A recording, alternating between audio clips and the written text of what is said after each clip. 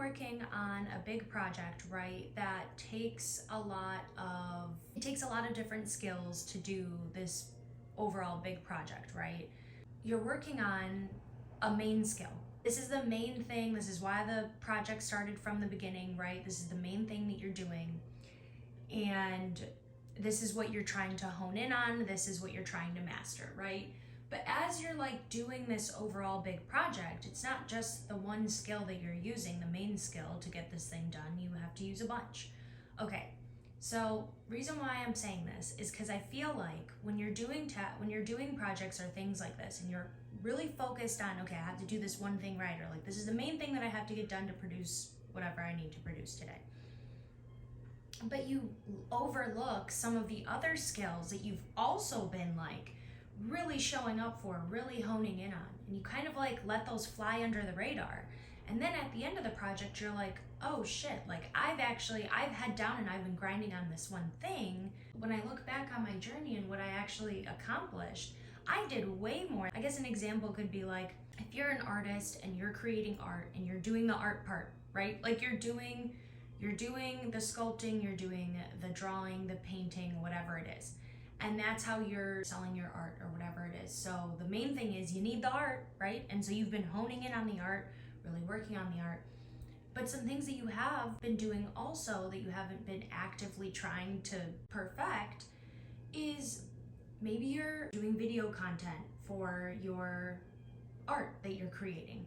And now you're video editing, you're doing all these different things in a video editor app that now you're really embedded in this video app now. So you've gotten video editing skills in the video app thing down, and you didn't even really you weren't trying to focus on that. That's not what the project was about, but now you have that.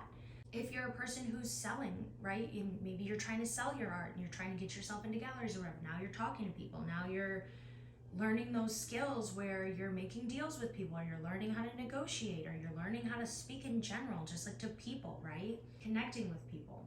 Talking on camera, like what I'm doing right now, like being good on camera.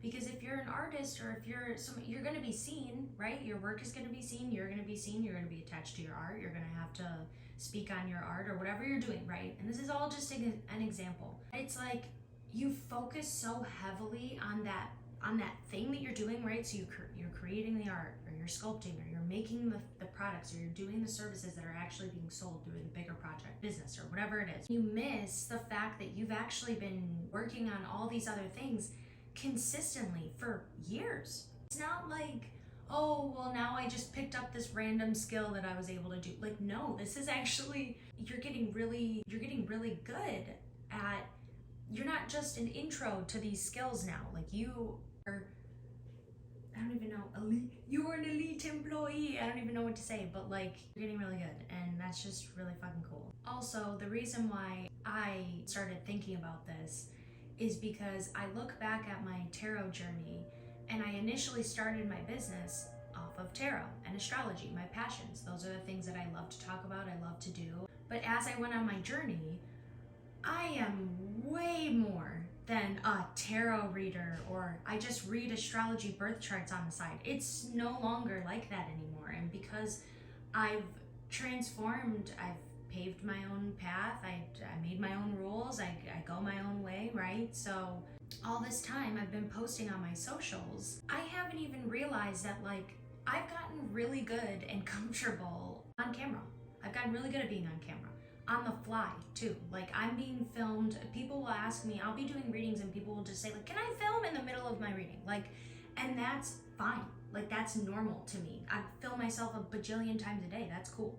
Being able to speak on camera, being able to be on camera on the fly, being able to speak in general. Like I have been practicing just speaking in general to people, to the camera, to to business, to doing business deals. Now I'm negotiating, now I'm learning how to present myself and my business and as a whole and in front of other business owners. And I didn't even realize this because I didn't even realize this until I literally had strangers asking to film me saying, hey, you're really good on camera. You're just really seems comfortable to you. And I'm like, oh yeah, that's because it is. And then I was like, well, why is it? And then I'm like, oh my God, I've been filming myself multiple times a day, every day, for the past almost almost 2 years. So like, yeah, duh. Now I'm super comfortable on camera. I'm gonna drink my coffee now. Stop flapping my gums. It's too early for this.